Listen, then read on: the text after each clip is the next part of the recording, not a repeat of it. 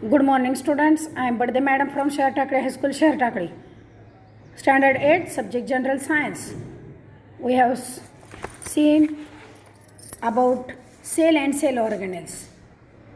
We have seen about our cell organelle, that is nucleus, in last lecture.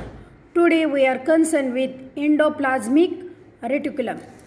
It is present in both the cells, plant cell as well as animal cell. Construction of this endoplasmic reticulum, which is in short known as ER. It has such pipeline structure. In building, we have seen this pipeline structure, such pipeline structure.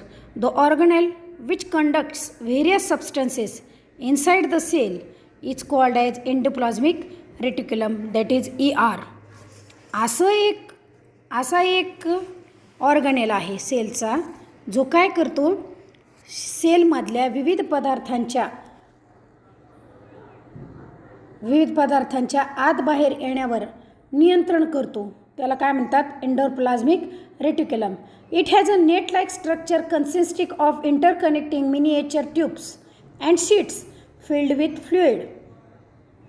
हे कसं बनलेलं आहे, तर तरल पदार्थांच्या आणि छोट्या छोट्या नलिकांपासून एकमेकांना जोडून असे हे बनलेलं असतं.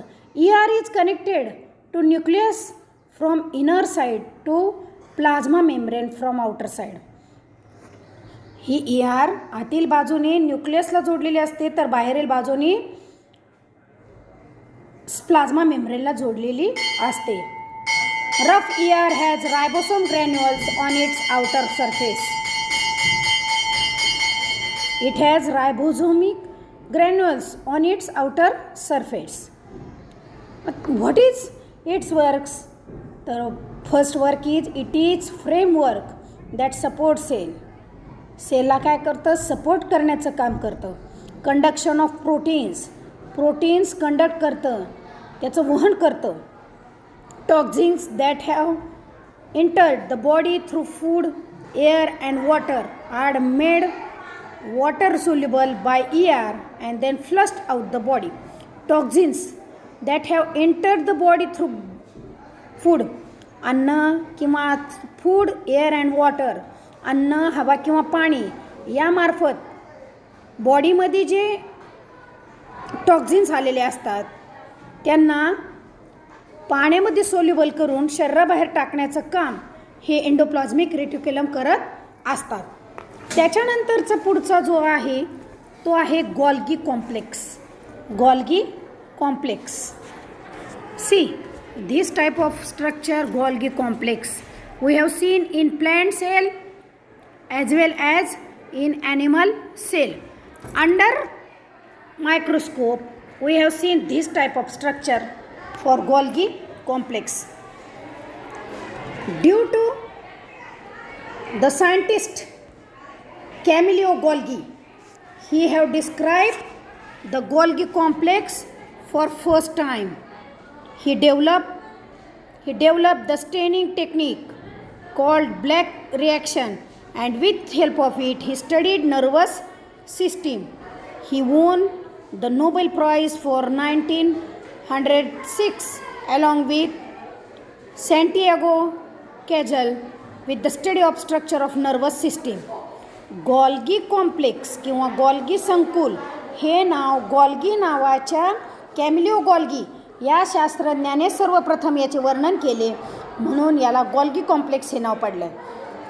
रंजनतंत्र, काळी अभिक्रिया या तंत्राने चेतासंस्थेचा त्याने सखोल अभ्यास केलेला आहे. या अभ्यासासाठी सॅन्टियागो काजल या शास्त्रज्ञाबरोबर त्यांनी 1906 मध्ये नोबेल पारितोषिक मिळालेलं आहे. मग या गोल्गी कॉम्प्लेक्सची रचना ही या पद्धतीने असते. It is made up of 5 to 8 hollow and flat sacs place parallel to each other. याच्यामध्ये काय दाखवले, अंडर मायक्रोस्कोप आपल्याला काय दिसतंय की 5 ते 8 चपट्या पोकळ अशा कोशापासून गोल्गी कॉम्प्लेक्स तयार झालेला आहे. This sacs are called cisternae and are filled with different enzyme. यांना काय म्हणलं जातं? सिस्ट्री. अँड विविध प्रकारचे एन्झाईम याच्यामध्ये भरलेले असतात. The proteins, see this type of construction, cyst. The proteins containing from ER are enclosed in vesicles which come towards Golgi complex via cytoplasm. They fuse with the formation phase of Golgi membrane and empty their contents in the cistern. काय होतं तर याच्यामध्ये ER मधून आलेली प्रथिनं ही बंदिस्त होतात आणि मग गोल्गी कॉम्प्लेक्सपर्यंत येऊन पोहोचतात आणि नंतर सायटोप्लाझममधून त्याच्या निर्मितीक्षम बाजूशी संयोग पाहून ते सिस्टर्न म्हणजे द्रव्यकुंडामध्ये पाठवली जातात. As they pass through cistern they are chemically modified with the help of enzymes. ज्या पद्धतीने हे पुढे सरकताना ही विकरं या सिस्टर्नमध्ये येतात तिथून त्यांच्यामध्ये बदल होतात. They are again packed in the vesicle and vesicle exit from maturation face. The cistern work like a packaging department that packs and distribute substances. म्हणजेच कारखान्यामधून ज्याप्रमाणे वस्तू बांधून बाहेर पाठवतात पॅकिंगचं सारखं काम याच्यामध्ये केलं जातं. मग आता याचं फंक्शन काय आहे? Golgi complex is the secretory organ of the cell. हे काय? याच्यामध्ये सिक्रेशनचं महत्त्वाचं काम केलं जातं.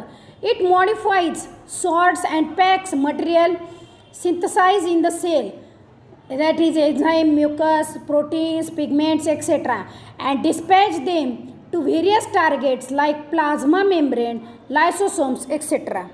याच्यामध्ये काय केलं जातं? मॉडिफाईड केलेले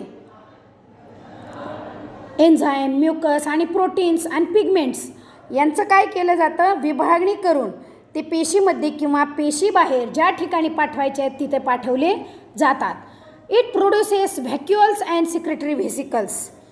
याच्यामध्ये काय होतात? व्हॅक्युअल्स आणि सिक्रेटरी व्हेसिकल्स निर्माण होतात.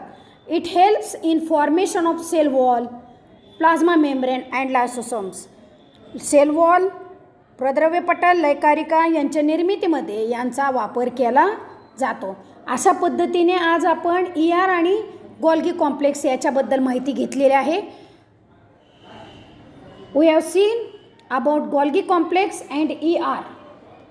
उरलेली माहिती आपण पुढील पाठात पाहणार आहोत. ओके.